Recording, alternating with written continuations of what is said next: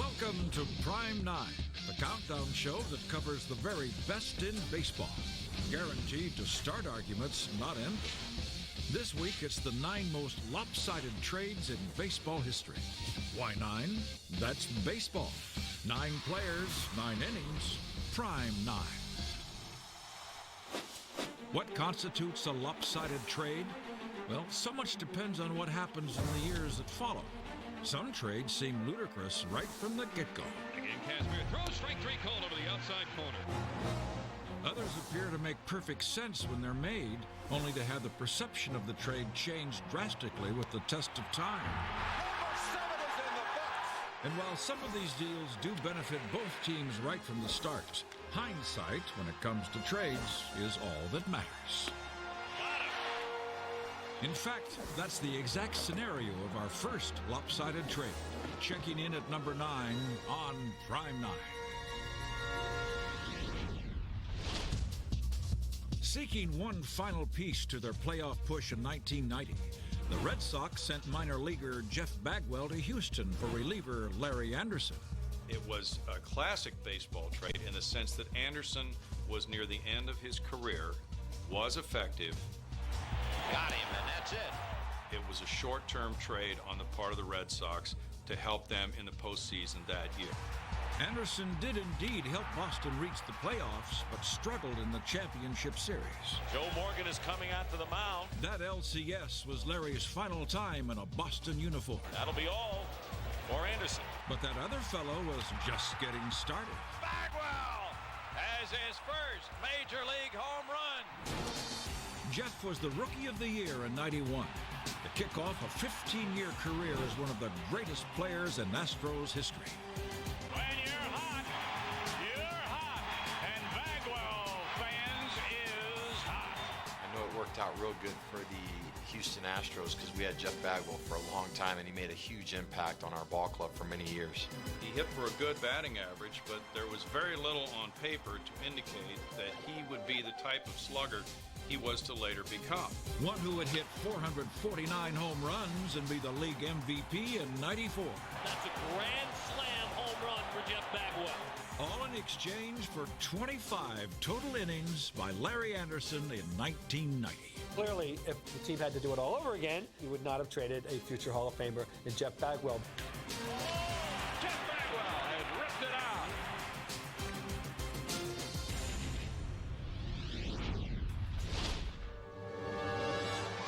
The '86 Royals had the league's best ERA, but won just 76 games with their lackluster offense. Got him, strike 3. So they sent some surplus pitching to the Mets for a 26-year-old catcher. Ed Hearn actually was a very good catcher. The Mets pitching staff in 1986 really enjoyed throwing to him. But the Mets saw something in rookie David Cone. I was pretty immature, but I had a good arm. I hadn't quite figured out how to pitch in the big leagues. What's more, he was joining a championship team with a deep rotation. Going to the New York Mets, the National League, the World Series champions, I thought I was going back to AAA. I said, there's no way I'm going to crack that staff. Literally the day he was traded, he pitched a spring training game. And we thought, even though Ed Hearn was a great catcher, a great backup, that we had the steal of a lifetime. Cone won 5 games that year. Through the fastball right back. And the following season, he took off. Really my first full year in 1988. Not a lot of teams had seen me. I got a chance to kind of take the league by storm. All he did was go 20-3 with a 2.22 ERA. Swing and a miss. 9 strikeouts for Cone. Acquiring a cult following along the way. The Coneheads are everywhere. David won 194 games in his 17-year career. Got him. The Cy Young Award in '94. Struck him out. And 5 World Series rings. He even had a date with perfection. Pitch. He popped him up. He's going to get it.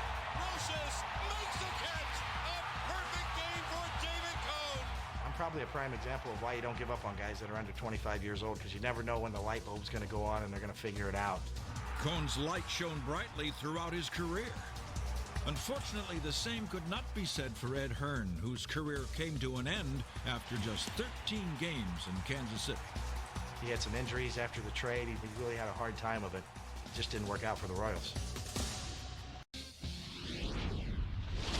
Larry Bowa was a fiery and inspirational presence on some great Phillies teams.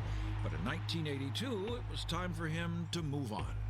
Larry Bowa got in a bit of a contract dispute with the Phillies. They couldn't come to an agreement, so the Phillies were interested in maybe trading him. The Cubs, meanwhile, behind new GM and former Phillies manager Dallas Green, were looking to move Ivan De Jesus, their starting shortstop, for the past 5 years. Well, I think Ivan was, may have been somewhat headed on the downside of his career, if you want to say that. So Bowa and De Jesus swapped teams, but Green knew the Phillies farm system and insisted they add a little-known prospect named Ryne Sandberg. De Jesus went on to hit .249 in Philly and had just 5 hits and 28 postseason at-bats. And De Jesus goes down swinging. While the Phillies and Cubs got 3 full years from their shortstops. Larry Bowa! That was nothing compared to the feats of the young man who accompanied Bowa to Chicago. Larry Bowa always used to tell him, you know what, you was a player to be named later. The Cubs didn't even want you. And he was like, well, in a couple of years, they'll forget that.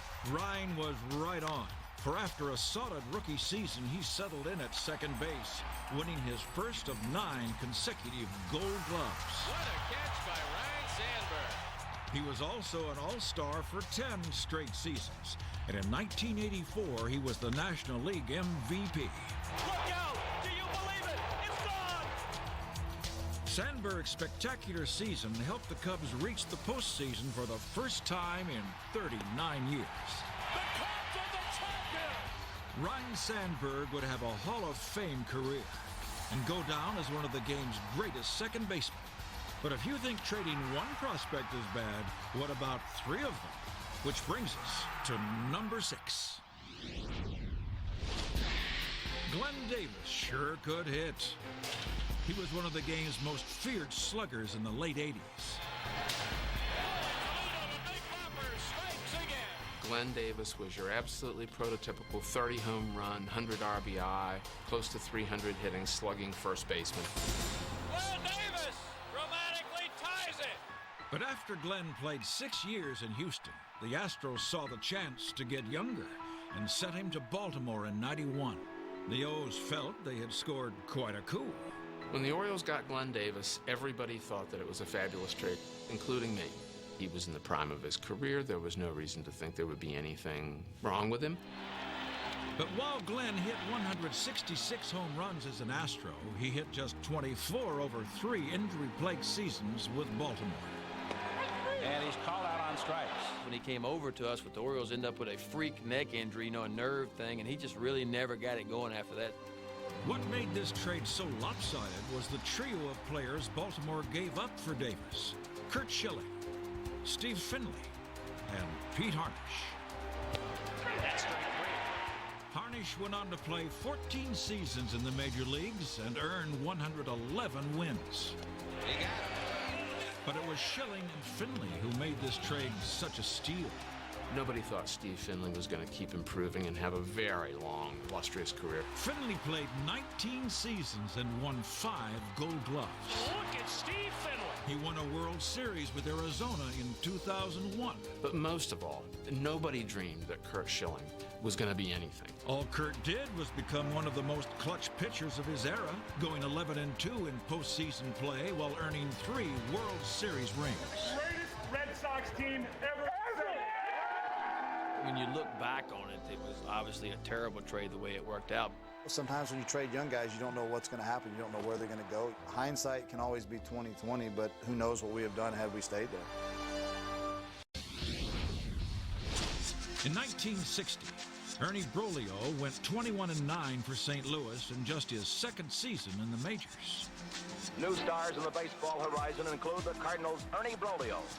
3 years later, he tied Bob Gibson for the team lead with 18 wins. Needless to say, the Cardinals were hoping that this 1-2 punch would lead them to their first World Series in almost 20 years. The Cardinals' Ernie Broglio hopes to put the Redbirds on the wing. So fans were caught off guard when Ernie was traded to the rival Cubs early in the '64 campaign for a 24-year-old outfielder named Lou Brock. When they traded Ernie Broglio for Lou Brock, no one knew who Lou Brock was, and Ernie Broglio was an established big league pitcher. So they wanted to run Bing Devine, the general manager of the Cardinals, out of town for making that trade. Turned out Bing's intervention was divine. In the next 103 games, Brock hit .348 with 12 homers and 33 stolen bases and brought a fire to the top of the Cardinals lineup. With Brock leading the way, the Cardinals not only got to the World Series, they won it. They're the new world champions. As for Ernie, he won just 7 games for the Cubs over 3 years before his career came to an end. Brock would be the Cardinals' spark plug for almost 16 seasons. In the '67 World Series, all he did was hit .414. Brock, could it be 4 for 4? Yes, sir. Steal a World Series record 7 bases. And score 8 runs. Lou Brock has been a sensation in this series. Leading the Cardinals to their 2nd championship in 4 years. Brock entered the Hall of Fame in '85 as the game's all-time steals leader with 938. But he was more than just fast. Not only was this guy a great base stealer, he was a 300 hitter. He had 3,000 base hits, and he could do an amazing amount of things. Winning the World Series was also on the mind of our next team. The Red Sox, you see, had gone almost 80 years without winning one. So in 1996, they traded for all-star reliever Heathcliff Slocum to solidify their bullpen. Swing and a miss. He struck him out. Well, Slocum and the Sox didn't reach the playoffs that year, and in July of '97, they traded him to the Mariners. That was a quiet trade at the time. People were just, glad to see Slocum out of town. No one could have known they were getting 2 guys who would help bring in the greatest championship in the history of Boston or any city. 2 young prospects named Derek Lowe and Jason Varitek. At the time, Jason Varitek was kind of an unknown quantity, although he was the #1 draft choice, and you really didn't know what you had. The Mariners handed Slocum the role of closer. Swing and a miss, strike 3. And he did his part, saving 10 games down the stretch to help Seattle reach the playoffs. The Mariners win the West! But that was Heathcliff's highlight. For just 3 years later, he was gone from the game. In Boston, meanwhile, Jason and Derek were helping to usher in a new era of Red Sox baseball. The Red Sox win it! Derek Lowe pumps his fist! Varitek would become the stabilizing force behind the plate that Boston sorely needed. Lowe would emerge as both a valuable starter and closer, leading his league with 42 saves in 2000. Red Sox win! While winning 21 games 2 years later. Incredibly, Lowe won all 3 clinching games in the team's dramatic 2004 playoff run, one that culminated with the Red Sox' first World Series title in 86 years. Red Sox fans have long to hear it. The Boston Red Sox are world champions. Although Derek would move on, Jason would be named captain, much to his teammates' delight. In my mind, Jason Varitek is unquestionably the best general of any guy in the game, period. And he helped lift them to still another title in 2007. Obtaining Jason Varitek and Derek Lowe for Heathcliff Slocum, this is one of the great trades in modern baseball history. From the time he debuted as Rookie of the Year in 1956, Frank Robinson staked his claim as one of the elite players in the game. The youngsters among the leaders in both batting average and home runs. The pride of Cincinnati played in 6 All-Star games and was the '61 MVP while leading the Reds to the pennant. Frank Robinson was leader of the club. The guy was a fantastic player. He could do it all. So you can imagine how shocked his fans were in December of '65 to find out that Frank had been traded to Baltimore for the Orioles' young ace, Milt Pappas. Milt had won 110 games, and at age 26, he appealed to Reds owner Bill DeWitt, who felt Robinson was not a young 30. I was shocked, I was hurt, but after thinking about it, I said, maybe this is just what my career at this time needs, a shot in the arm, another challenge. And oh, did he embrace it, joining a Baltimore team already laden with talent. He had a chip on his shoulder that year. And Frank rips into this one. He wanted to go out there and prove that DeWitt was wrong in trading him, saying he was an old 30. His impact was immediate, as Frank provided the veteran leadership the Orioles needed. Frank showed us how to win. He showed us what it took to win. He showed us that every single day you walked out on that field, you had to give 100%. Slugger Frank Robinson connects with a home run. All Frank did that year was win the Triple Crown and both the American League and World Series MVP awards while leading Baltimore to its first ever title. And the Orioles are the new world champions. He put us over the top. He was that single ingredient that we needed to make us a great baseball team. Back in Cincinnati, outraged fans made life difficult for Pappas, who would spend just over 2 years as a Red. It was a very traumatic experience for me and my family together. Back in Baltimore, Robinson led the O's to another title in 1970 and was inducted into the Hall of Fame in 1982 as an Oriole. A lot of people associate me only with Baltimore, but I had 10 wonderful years at Cincinnati until the owner of the ball club saw fit to trade me. I think that's what really turned me around as a player and as a person. We now return to Prime 9, where this week we're featuring the 9 most lopsided trades in baseball history. These are deals that at the time seemed like the right thing to do, but only worked out for one team. So now it's time for number 1 and 2, the most lopsided trades the game has ever seen. We begin with number 2. In June of 1965, the New York Mets signed a 12th-round draft pick named Nolan Ryan. The kid had an electric fastball, but had trouble placing it. Nolan Ryan was a wild pitcher. When I mean wild is he could walk the ballpark. He had that reputation. But also, sometimes he would click. And when he was clicking and everything was on, he was unhittable. In 1969, Ryan was used as both a spot starter and reliever and helped the Miracle Mets win it all. But both Ryan and the Mets struggled the next few years, and despite his flashes of brilliance, the Mets decided that Nolan was not in their future plans and could bring them the infield help they sorely needed. The Mets felt like that the thing that they could trade that they had probably an abundance of was pitching. And they needed a third baseman to try to repeat what they had done in '69. So New York traded Ryan to the California Angels for 6-time All-Star Jim Fregosi. But a bad break on the field helped keep Jim from ever giving the Mets what they had hoped for. The ball took a bad hop and hit Fregosi in the hand and broke it. So they went third base.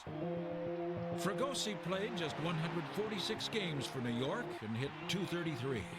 Meanwhile, on the West Coast, Ryan was making history.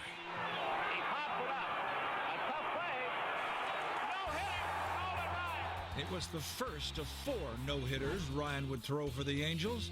The Mets are still waiting for their first. It wasn't a terrible trade at the time. It certainly wasn't embraced, but it became quite lopsided by the end, of course. Ryan would pitch an unfathomable 27 years and become the all-time leader in strikeouts. Strikeout number 5,000 in history for Nolan Ryan. And no-hitters. Number 7 is in the books. The remarkable Ryan has done it again. Could he have accomplished all this in a Mets uniform? That's something we'll never know. Here's the king, and they are lifting him and carrying him, paying homage to Nolan Ryan. From 1912 through 1918, the Boston Red Sox dominated the game, thanks in part to their left-handed phenom pitcher, Babe Ruth. Now here's an up-and-coming young player. The name is Ruth, George Herman Ruth. Babe Ruth, frankly, was a freak of nature. As a left-handed pitcher for the Red Sox, He was arguably the top lefty in the American League. He won 78 games in 4 years. That's pretty good. But oh, could he hit? So in 1919, he became more of a full-time outfielder and promptly set the single-season home run record. What more did he have to do except maybe be the mayor of Boston? He was as valuable a commodity as anybody in the sport. Ruth, understandably, sought greater fortune for his talents, something the Red Sox were not willing to give him. Babe Ruth was starting to wear out his welcome a little bit here, particularly with the owner, Harry Frazee. He was constantly haggling about money. Also, his off-the-field behavior wasn't the best. Even though he hit 29 home runs in 1919, which was a record at the time, Frazee was looking to move him. And so he did, sending Babe Ruth to the Yankees in a transaction that would change the course of both franchises and baseball history. And all Boston got in return was money. It was a princely sum of $125,000 plus a $300,000 mortgage on Fenway Park. So the Yankees not only had the Red Sox best player, but they actually owned Fenway Park as well. Ruth, of course, became a living home run legend. The Bambino was crowned King of SWAT by manager Huggins. And Babe's new team became the iconic baseball franchise, winning 25 titles in the 20th century. Boston, meanwhile, failed to win one in the 1900s after Ruth left, often because of the Yankees. Deep to left, Yastrzemski will not get its home run. A 3-run home run for Bucky Dent. Boston and New York went in completely different directions based entirely on that one trade. To explain it, people had to come up with this idea that there was some cosmic force at work, and they called it the curse of the Bambino. There's a fly ball deep to left. There it goes, and the Yankees are going to the World Series. A most unlikely finish against their century-old rivals, the Red Sox. And more amazing than that, some people actually believed it. There must be something to this curse business. He's smiling. If the trade of Babe Ruth really did put a curse on the Red Sox, they may have reversed their fortunes with a series of moves in 2004, starting with the trade of another big name in Boston. It was July 31st when Boston dealt the beloved shortstop Nomar Garciaparra for the defensive prowess of Orlando Cabrera. Cabrera, how about that play? And Doug Mankiewicz, both of whom played a role in Boston's title run. It was also at the trade deadline they got Dave Roberts from the Dodgers, and all he did was ignite the greatest comeback in baseball history. Roberts is going. Posada's throw. Roberts. Safe. Thanks in part to these trades, Boston went on to break the curse of the Babe and finally win it all. That's our Prime 9. What's yours?